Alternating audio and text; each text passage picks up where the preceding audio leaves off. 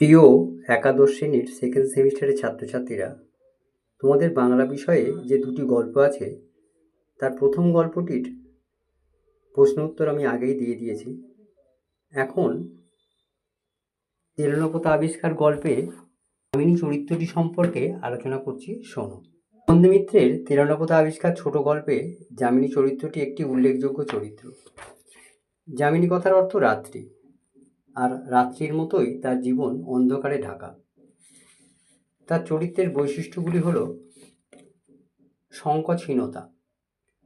গল্পকথক যখন অন্যমনস্কভাবে মাছ শিকারে বসেছিল, তখন সে গল্পকথককে সচেতন করেছে এই বলে, বসে আছেন কেন, ডান দিন।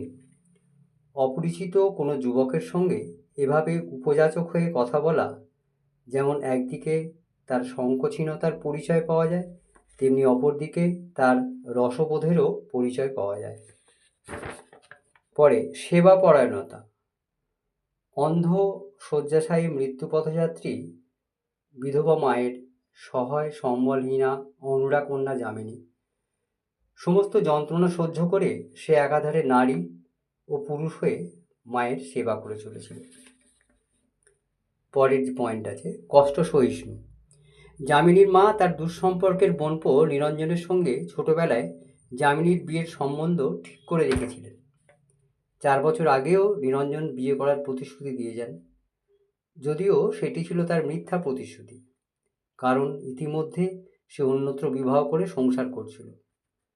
এই নিষ্ঠুর সত্য কথাটি যামিনী মৃত্যুপথযাত্রী মায়ের কাছে গোপন রেখে সে যেমন একদিকে বিচারবোধের পরিচয় দিয়েছে, তেমনি অন্যদিকে মনের সমস্ত যন্ত্রণা নিজেই সহ্য করেছে। পরে দেখো, প্রবঞ্চিত। গল্পকথক কলকাতায় ফেরার পর ম্যালেরিয়া জ্বরে আক্রান্ত হন। দীর্ঘদিন পর ম্যালেরিয়া থেকে সেরে উঠে দুর্বল শরীরে গল্পকথক যামিনী সম্বন্ধে উপলব্ধি করলেন যামিনী তার কোনো দুর্বল মুহূর্তের অবাস্তব কুয়াশাচ্ছন্ন কল্পনা।